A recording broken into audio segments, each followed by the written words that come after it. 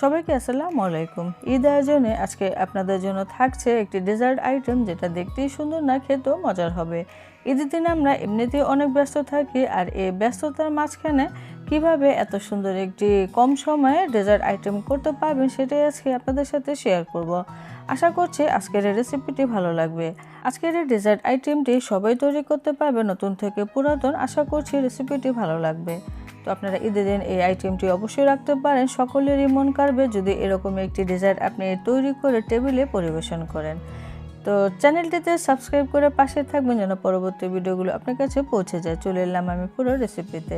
আজকের এই ডেজার্টটি তৈরি করার জন্য এখানে আমার দুধ লাগবে। আমি এখানে আধা কেজি পরিমাণে মিল্ক বিটা দুধ নিয়েছি, তবে আপনারা যে কোনো ব্র্যান্ডের দুধ এখানে নিতে পারেন, সমস্যা নাই। চুলার জালটা এখন আমি জ্বালিয়ে দিয়েছি। এখন নেড়ে চেড়ে দিতে হবে, তা না হলে আবার তলানিতে লেগে যাবে। এখন নেড়ে চেড়ে দুধটাকে জাল দিয়ে নিতে হবে এবং কিছুটা শুকিয়ে নিতে হবে। কিছুক্ষণ পরে ফিরে এলাম, দুধটা বলক এসে কিছুক্ষণ জাল হয়ে গিয়েছে এবং কিছুটা ঘন হয়ে গিয়েছে। এখন এই দুধটাকে আরও বেশি মজা করার জন্য এখানে আমি দিয়ে দিচ্ছি কনডেন্স মিল্ক। আমি এখানে আধা কাপের মতো কনডেন্স মিল্ক দিয়েছি। এতে করে আমরা যখন এটা ডেজার্টের উপরে দিব, এতে করে খেতে ভীষণ মজা লাগবে। এখন একটু নেড়ে চেড়ে দিতে হবে। নেড়ে চেড়ে দেওয়ার পরে এটাকে আবারও কিছুক্ষণের মতো রান্না করে নিতে হবে। এখানে আর কোনো প্রকার চিনি দেওয়ার দরকার নেই, এটা এমনিতেই কিন্তু মিষ্টি হয়ে যাবে। এখন আমি চুলাটাকে বন্ধ করে দিব, তারপরে এটাকে ঠান্ডা করে ফ্রিজে নর্মাল পোর্শনে রেখে দিব যেন পুরোপুরিভাবে ঠান্ডা হয়ে যায়। আজকের এত সুন্দর ডেজার্টটি তৈরি করার জন্য কেক লাগবে। তো আমি এখানে রেডিমেড কেকটা নিয়েছি, আর এই বক্সের কেকটা দিয়ে কেকটা তৈরি করলে বা ডেজার্টটা তৈরি করলে খেতে ভীষণ মজা লাগে। তবে আপনাদের হাতের কাছে যদি এরকম বক্সের কেকগুলো না থাকে, সেক্ষেত্রে আপনারা প্লেন কেকটা ব্যবহার করতে পারেন, সমস্যা নেই। তবে বেকারি থেকে আপনারা একটু খোঁজ করলে এরকম কেক পেয়ে যাবেন। আজকের এই ডেজার্টটা তৈরি করতে আমি এরকম 2টা বক্স নিয়েছি, আপনারা পরিমাণ মতো বাইরে কমিয়ে নিতে পারেন। তো যে ডিশে আমি কেকটাকে সেট করব, সেই ডিশের মধ্যে এরকম কেক বিছিয়ে দিচ্ছি সমান করে। আর যদি কোনো জায়গা ফাঁকা থাকে, সেখানে আমি একটু ভেঙে বা চিকন করে দিয়ে দিলাম।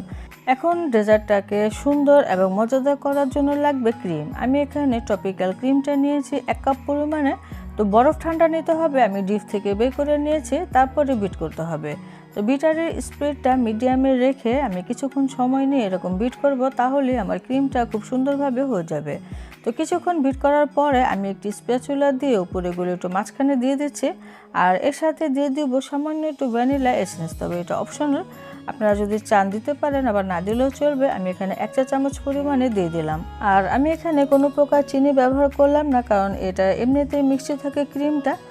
তো আরও কিছুক্ষণ বিট করার পরে এটা খুব সুন্দরভাবে সেট হয়ে গিয়েছে। এখন আমি একটু দেখাচ্ছি। তো বাটিটা এরকম করলে উপর করলেও কিন্তু আমার ক্রিমটা পড়ে যাচ্ছে না। আমার এই ক্রিমটা কিন্তু খুব সুন্দরভাবে সেট হয়ে গিয়েছে। এখন যে কেকটা রেডি করে রেখেছিলাম এবং সে ঠান্ডা দুধটা এখন এই কেকের উপরে দিয়ে দিতে হবে।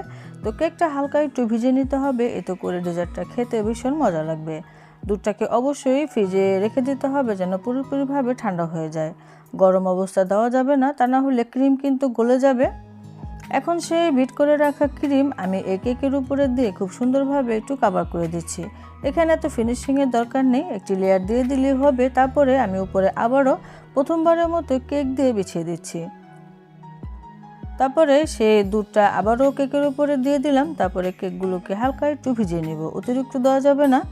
তারপরে সেই ক্রিম দিয়ে আমি আবারও উপরে কেকগুলো একটু কভার করে দিচ্ছি। তো এই অবস্থায় আপনারা চাইলে ক্রিমটা না দিলেও পারেন, উপরে শুধু একটু ফুলের ডিজাইন করে দিলেও হয়ে যাবে। তবে আমি দিচ্ছি যেন কেকটা খেতে বেশি মজা লাগে। এখন একটি নজলের সাহায্যে আমি এরকম ফুল টেনে দিচ্ছি। খুবই সিম্পল, এখানে কোনো ভেজালে কোনো কিছু নেই। খুবই সিম্পল একটি ফুল দিয়ে এরকম করে দিতে হবে। তো পুরো ডিশটাই আমি এরকম ফুল দিয়ে কভার করে দিয়েছি, দেখতে কতটা সুন্দর লাগছে। তো এখন আমি উপরে কিছুটা পেস্তা বাদাম এরকম কুচি করে নিয়েছি, দিয়ে দিলাম। উপরে সবুজ কালারটা এবং গোলাপের পাপড়িটা দিলে অনেক বেশি সুন্দর লাগে। কিছু গোলাপ ফুল শুকিয়ে আমি একটি জারে সুন্দরভাবে রেখে দিয়েছি, বিভিন্ন ডেজার্টে ব্যবহার করি। এখন এটা ফ্রিজে নর্মাল পোর্শন রেখে দিতে হবে প্রায় 1 ঘন্টার মতো, যেন খুব সুন্দরভাবে সেট হয়ে যায়। আমি প্রায় 1.5 ঘন্টা বা 2 ঘন্টা পরে বের করে নিয়েছি। এখন একটু কেটে শেয়ার করছি। এরকম সুন্দর ডেজার্ট যদি আপনি ঈদের দিন তৈরি করে টেবিলে পরিবেশন করেন, আমি আশা করছি সকলেরই মন কাড়বে। আর এটা বানানো কত সহজ এবং দেখতে কতটা সুন্দর এটা তো বুঝতেই পারছেন। তবে খেতে যে কত মজা, এটা যদি আপনারা জানতে চান তাহলে অবশ্যই তৈরি করতে হবে। আর তৈরি করলে আমাকে অবশ্যই জানাবেন আপনাদের ডেজার্টটি কেমন হয়েছিল খেতে। আশা করছি আজকের এই ঝটপট ডেজার্ট আইটেমটি আপনাদের কাছে ভীষণ ভালো লেগেছে। অবশ্যই ঈদের দিন তৈরি করবেন। সবাই অনেক বেশি ভালো থাকবেন, সুস্থ থাকবেন। সবাইকে ঈদ মোবারক জানিয়ে আজকে আমার ভিডিওটি শেষ করছি। সবাই ভালো থাকবেন। আল্লাহ হাফিজ।